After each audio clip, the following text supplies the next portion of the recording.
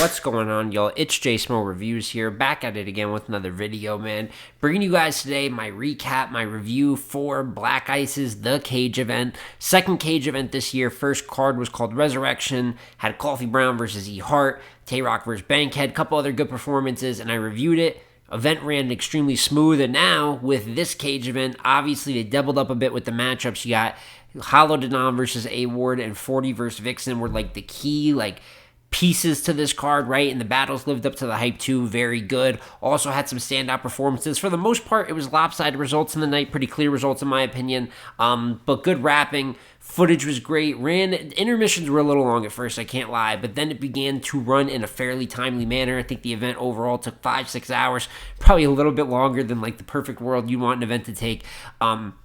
But also pretty standard considering your battle rap. And like I said, for the most part, especially in the undercard, it is pretty lopsided, the results to talk about. And then we have some bigger takeaways with the top battles. So starting out, the opener was C3 versus Danger Zone, which is a solid opener. Not it as a more of a pen fest. It emphasizes what the Cage is good at, right? The footage, the crowd's engaged. So it definitely set the tone well for the night. Wasn't great. It's not like they went over the top. It was just solid. And I thought C3's best round was her first. I thought she actually started great, if that means anything. Very powerful round. And I thought Danger was pretty good. Been a minute since I've seen Danger too. But I thought C3 was up 1-0 pretty clear. But then from there, uphill riding from Danger is the difference in this one. His second ends up being his best round. And I even thought C3 kind of fought in that round too. But I still edged it to Danger. I had it 1-1 going into the third.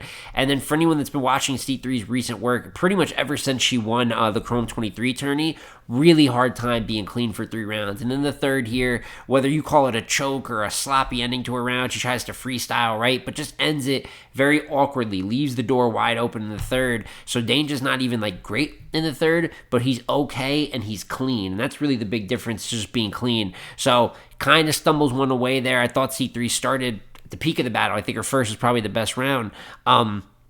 But I did have Danger Zone winning the battle 2-1 second and third. Good little start to the night. From there was Mike P versus Bankhead. And this is one where I knew aggression was how this gets booked, right? Kind of that animated delivery from both of them.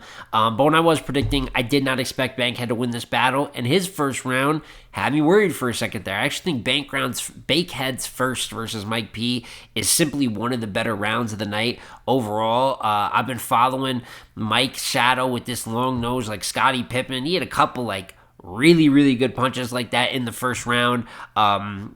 Heavy, quality-wise heavy. I thought he clearly took the first from Mike, even though Mike was good. But then from there, I thought Mike's second and third was just as consistent. You know what I'm saying? I actually think he takes the step up in the second.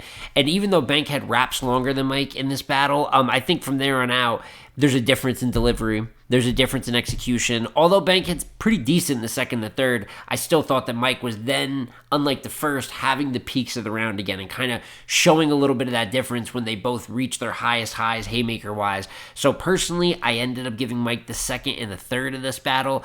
But I do think the third is fairly close. I mean, if somebody really wanted to debate 2-1 Bankhead, I suppose they could. I just thought Mike was kind of showing him up in different facets as the battle went on. But still, a very good performance from Bankhead. And just goes to show, man, the Cage adds, you wouldn't necessarily think C3 and Danger, Mike P and Bankhead on paper are going to be all that as matchups. And it's not that they were crazy, but you add in the Cage a crowd that gives a fuck, that's engaged, happy to be there and cheering. And these are still 2 solid battles. And that's what happened with Resurrection, is the name value. They book a lot of their homegrown talent, a couple top tiers, but everyone's giving their all, and the building is bought in. So the footage was 2 for 2 so far from there. Then you had, I might be a little bit out of order here. We're going to try to keep it in the order that they had it. Fonz versus Catboy Hurt. This was one of those just dominant ones. I thought out of all the Black Ice's homegrown talent, I thought Catboy Hurt was probably the weakest of all them. He choked in his first, and Fonz just went on to win the first clearly. He was going to do that with or without the choke. He's just a better battle rapper than the man in front of him in this case. And then the second and third, I thought Catboy got back on track a little bit. Had some jokes, had a couple bars here and there, but this was Fonz at 60%, and it's really all Fonz needed to be. just punched him out in the second to third round as well. This was definitely a Fonz 3-0 battle. I know that Fonz had one line, got some people upset while I was updating on the battle. You live and you learn like a college dorm, and Elijah Straight had said it before, a couple others, and trust me, I had the iBattle Coalition like, you heard that, they said it, and it's okay. Elijah Straight is fired too, so is Fonz, you know what I'm saying? I know people just trying to get their credit for a bar, but it's just an influx. I saw like a 2-hour debate on the timeline. It's Fonz's material for Catboy Hurt. I swear to God, it's not that serious. However, though, Fonz 3-0, not performer of the night or anything like that. Just a pretty solid battle, and that goes for JC versus Showstopper as well, although I thought Showstopper fought back a lot better than Catboy did in his respective battle. And I think Showstopper, out of all of like the Black Ice talent, I know that he's pretty much on every card they end up throwing. I thought he was good versus KD, man. I like him in this battle. I know him and Killer B, who also did good on this card. They do 2-on-2s. I like it. You know, Showstopper, Killer B, I'm not saying they're going to be anything like great, you know what I'm saying, like, or turn into any huge prospects in battle rap, but they're two talents that I like from Black Ice. But this one was still all about JC. While I did think Showstopper was still pretty good, JC has made a career of battling as like the heavy favorite in battles like this, going to different leagues, and just doing what he has to do to win the battle. And I thought for a while that it hasn't been looking that way for JC. He's been more susceptible, in my opinion, to a loss from a mid-tier or when he's giving a shot. But this was him in just the clean form that he's shown for most of this year. You know what? Even though personally I had him losing to Bad News and Eunice, I might be the minority there. I know a lot of people do have him winning, and he is great in those battles. I just think they're really good battles. And in this one versus a pretty good version of Showstopper, you know what I'm saying? I thought JC just edged every round. So a 3-0 like Fonz and Catboy Hurt, but more in like the gentleman's department, because I thought Showstopper was still pretty impressive. And then the last couple undercard battles before we get to those top two, I'm going to say Kitchen Clean versus Cut Eastwood happened a bit later in the card. I'm kind of doing a couple of things. I'm going to just be upfront. You know what I'm saying? I didn't completely watch the full battle. So my bad on that one. You know, it is a 6-hour event. There is things to do in this time. And then there was Rum Nitty versus Killer B, which was really good. Probably my favorite of any of these like vets versus Black Ice talent battles of the card. And for the first two rounds, it started as a Nitty showcase, as some may have expected. Nitty's first time in the cage, and when you look at who they booked, JC, Fonz, Rum Nitty, these punchers, elite writers, that's what's going to get emphasized and look fantastic in the cage. And that's what it did for 2 rounds. I thought Nitty was using the cage a lot in his bars, optically in his performance, which was adding to it. The cut, talk about Showstopper, cut show, are you still watching? That bar was stupid. First 2 rounds, he was just showing the difference. But classic Nitty fashion, his third ends up being his weakest. Bit of a shorter round, just leaves the door open for an opponent. And Killer B took that opportunity to take the third very clear, and he really gave one of the better rounds of the night from a name top tier talent or one of the Black Ice talents. Like, his third is very powerful. Speaking of standout bars, what did he say? The whole talk about how he had Nitty losing to Viixen, and he said, because rum will get you punch drunk, but that white girl controlled substance. I thought that was crazy. The delivery on it was mad slick too. We had a few more bombs in the third. That's what you're supposed to do. Are you expected to beat Rum Nitty in this situation? Probably not. But you are expected to probably bring your best, you know what I mean? And getting around clear there, being one of the standout talents for Black Ice. Having one of the standout rounds of the night. Like, shout out to Killer B, shout out to Showstopper. Even though I didn't have them winning their battles, I thought they did their numbers and held it down for Black Ice. So Nitty 2-1 and probably the best battle of the undercard, maybe. And then you have those top two, right? So first we're going to talk about 40 Bars versus Viixen, a battle that I liked quite a lot. And I thought the battle started great too in the first round. Both of them angled pretty heavy, angled, punched, you know what I'm saying, kind of had the full skill set, that particularly for Viixen. That's what's impressed me. Talked about this once the battle had kind of kept going, but 2024 is the best I've seen Viixen rap. And it's funny because you'll see some people be like, oh, I haven't heard as much from Viixen, or I haven't, you know, she hasn't had the hype of, yes, she has. You know, just because you're not paying attention and not watching, Viixen is actually giving some of her best material just ever. And it's not just the fact that she's punching well, because she always has punched well, right? Or at least since she's hit kind of that top tier level of women's battle rap. However, she's angle punching this, went at 40 a lot, they used the homeless angle in the first, but had some more topics as the battle went on. Flow switching, doing more than that one signature flow where she, like, we know that one flow that Viixen has that she used for quite kind of spammed for many years, but you see the development of trying to go into a few different pockets, materials there. But I thought 40 matched her as well in the first. In fact, even though 40 kind of has that slower pace and delivery, she was locked in the first. I thought that she was just going a bit quicker. I thought the aggression added to that, like really going at Viixen. Obviously using the OnlyFans angle early in the first as well, but what was the one too? The way you spell your name is stupid, but it makes sense. Viixen needs the extra eyes because she wants all the attention, like going at the way she spelled her name. I loved that bar. I thought that was clever. And it was a close first. Kind of reminds me of like Sharon versus 40 as well, where Sharon had a strong first, but I'm going to be honest. I edged 40 the first round of this battle. I did have, but debatable round still, but strong start from both, right? And then from there, even though both of their material is good, this one just comes down to 40 not being clean, and Viixen just keeps taking off from there. I mean, Vixen's second is her best round of the battle. Career breakdown on 40. Also, obviously, punching at 40, a little bit of character assassination. You really got to watch the battle for yourself to really cover all the topics. It felt like it was like surgical, and I would never describe anything about Viixen's style like that for years. Like, I don't feel like she's been some like very meticulous angler. I thought she, punches heavy, and if she catches haymakers, a rhythm of haymakers, then that's the best version of her. But this is her really like full skill set, even slowing down and speeding up the performance at sometimes. She's angling, going a little bit slower to kind of flesh out the point. I was just super impressed with her second. And 40 choked like right at the start of her second, or an extremely hard stumble to say the least. It was so funny because she like turned to the crowd and she's like, trust me, if I was choking, I would say it. Like, what are you doing? Just remembering to rap? It's the same thing. So very weird start to her second, but it sucks because 40 content in her second is also really good, and she stumbles a little bit throughout still, like cleanliness is just an issue through the round, but her content was like that for the second. So even though it was a clear round for Viixen, it definitely felt like 40 was still in there fighting. You can debate that she got the first round, then you get to the third round of the battle, and once again, I mean, Viixen just really isn't stopping. It's probably weaker than her first and her second, but still like a very good round. This is another very good Viixen performance, and this is 40's weakest round, even though she had a little bit of stuff in the third, cuts it early. She's saying, I'm not feeling well. It just, visually, you can see kind of energy-wise, performance-wise, she's down in the third. So even with a few clever lines still, this is just a matter of someone having more stamina in the battle, lasting longer, and staying at that consistent rate. And I had Viixen, personally, I had Viixen 2-1 clear, second and third. Some may edge her the first for the 30, but I think 2-1 is more than fair. I thought 40 was decent in this battle. Cleanliness just gets her again. You know what I'm saying? Same old story there. And as for Viixen, you add this to the official, the Nitty battle, and if you look at all of women's battle rap, she is objectively, in my opinion, material-wise, body of work-wise, been a top 5 female in 2024.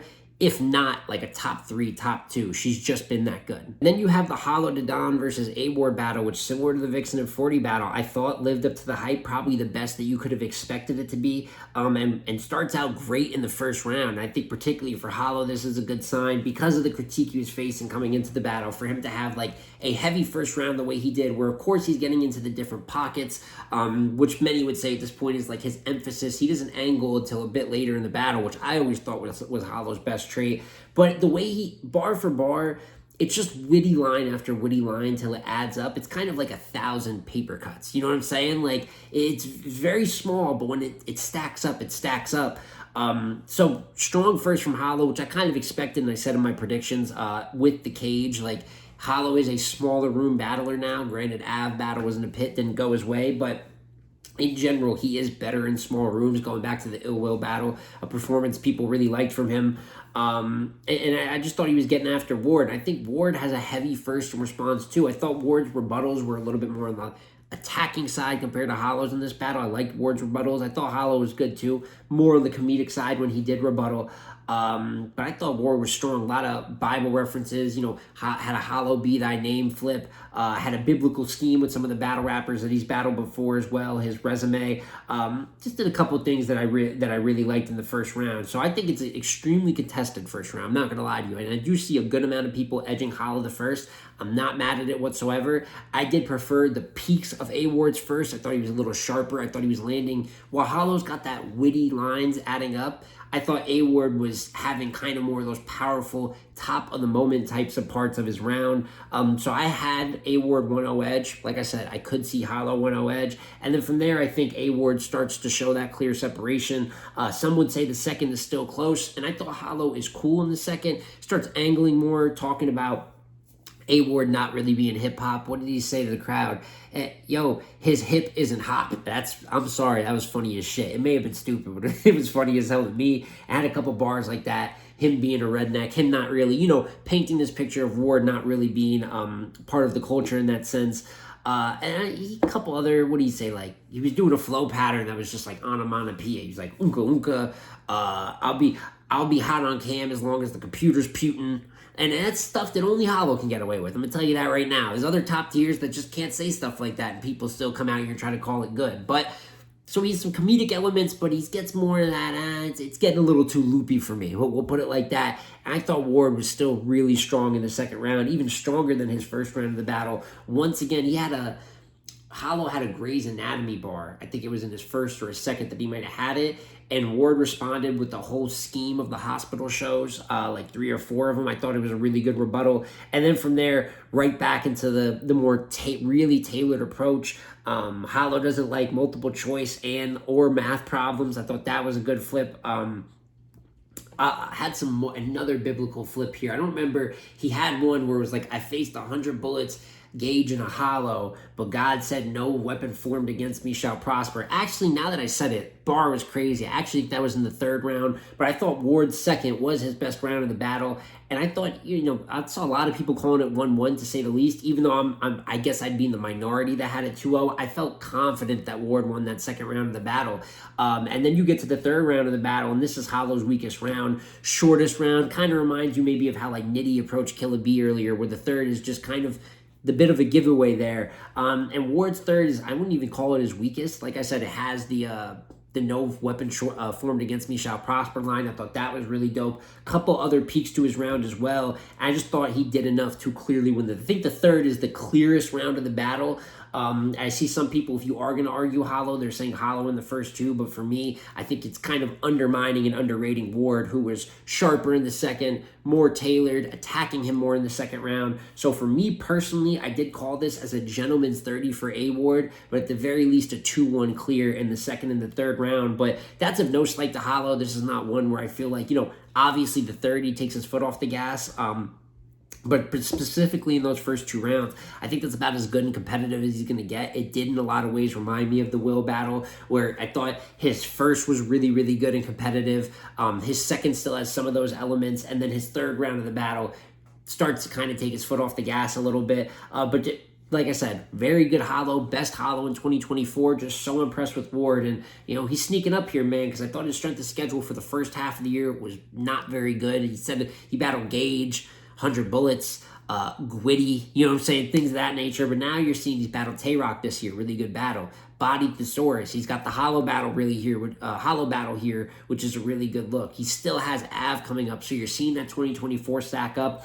And in one of the biggest battles, of his year, if it's not Tay-Rock, I think Ward gives one of his best performances and a performance of the night contender right up there with Viixen the Assassin. And that is my full recap here for the Cage. And just want to give another shout out and appreciation to Black Ice. Always been one of my more favorite leagues from what I'd say is like a mid-level league that sometimes has like those top-tier level flashes. A lot of top-tier work has went down at Black Ice throughout the years, but this year, I'd give this event about an 8 out of 10 around. I think that's what I gave Resurrection. So 2 very good events. I thought even with a limited lineup the first time, but it goes to show their production, their atmosphere, how good it is, and how much it adds to the battles. Obviously, John Doe and Avo doing a great job collaborating with the camera work. Love I think it was John Doe himself doing the camera angle from inside the cage. Thought that was fantastic and added to the battle. The crowd being engaged, and that allows the performers to really feel the energy, feel great. I saw Mike P saying the energy in the building was fantastic. When you see this many top tiers that are giving shots like really giving shots to talents that aren't even like mid-tier in some cases, and they're really giving like full effort. You're showing that the top tier versus top tier matchups. I mean, this year, Coffee versus Ehart, Viixen versus 40, Hollow versus A Ward is all major top tier action and great battles that came from Black Ice. So they're just running a good operation over there, and a good operation leads to good results and good footage. So I wanted to shout them out for that. But now I want to hear your guys' opinions in the comments down below. If you did watch, how did you feel about Hollow versus A Ward? How did you feel about Viixen versus 40? And then is there any, takeaways from the undercard, standout performances that really stood out to you? Would love to hear in the comment section down below, man. But it's been J Smo Reviews again, y'all. Like, comment, subscribe. I'm going to catch you on the next one, man. Peace.